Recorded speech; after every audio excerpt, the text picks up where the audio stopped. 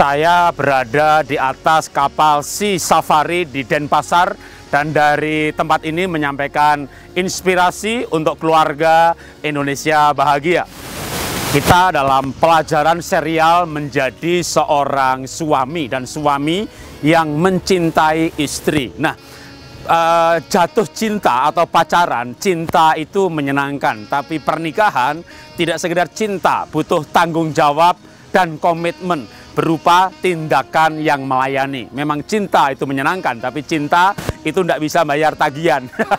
Sedangkan menikah itu banyak tagihan, banyak urusan, banyak yang harus dibayar. Maka tidak hanya cinta, tapi tindakan melayani. Nah, Pak, ini kan istri kan penolong, masa suami harus melayani istri? Benar, istri itu penolong, harus menolong suami dalam banyak hal.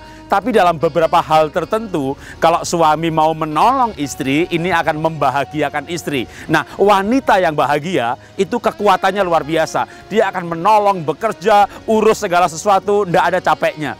Tapi kalau dia kecewa, kekuatannya hilang. Nah, maka dalam rangka itulah seorang suami juga boleh atau disarankan juga menolong istri. Karena firman Tuhan juga berkata bahwa iman tanpa perbuatan itu mati.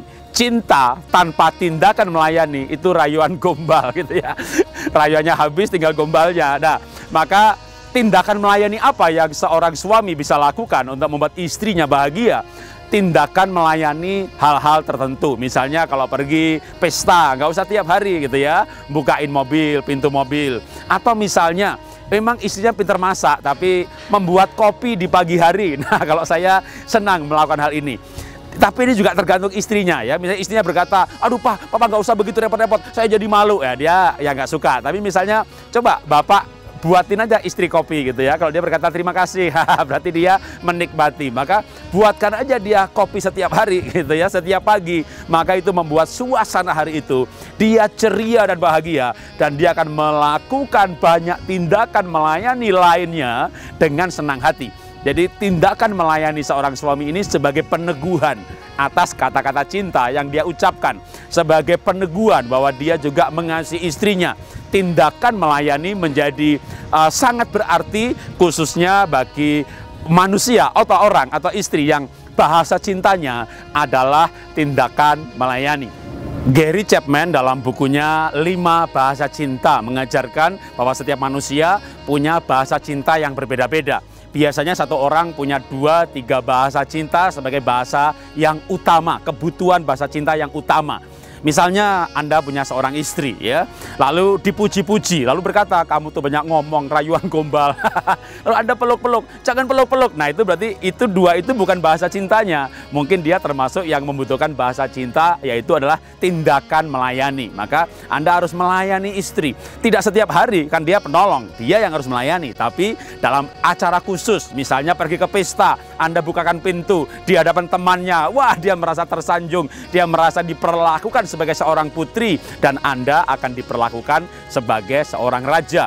Atau misalnya dalam event tertentu Anda mengambilkan makanan, atau Anda misalnya lihat istri lagi capek, lagi lelah, Anda menawarkan diri, pertolongan, mau nggak diantar ke sana, mau nggak kali ini kamu jangan nganter sendiri, saya antar deh, saya akan ambil cuti, atau saya akan khususkan hari ini untuk membantu kamu. Nah, tindakan melayani seperti ini akan meneguhkan bahwa istri dicintai suaminya.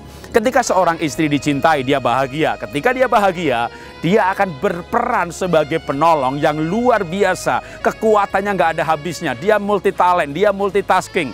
Tapi ketika seorang istri kecewa, kepahitan, maka kekuatannya habis. Idenya tidak jalan, kemampuannya berhenti. Jadi seorang suami perlu mengerti istrinya itu memiliki bahasa cinta yang jenis mana. Gimana caranya? Coba-coba aja gitu ya.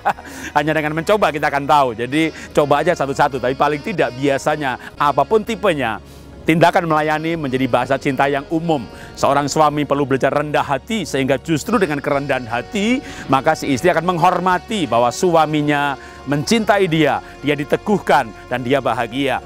Wanita yang bahagia memberikan sinyal-sinyal yang positif, dan suami juga yang akhirnya akan menikmati istri yang bahagia. Inilah inspirasi yang saya sampaikan dari Sea Safari Denpasar. Salam bahagia luar biasa.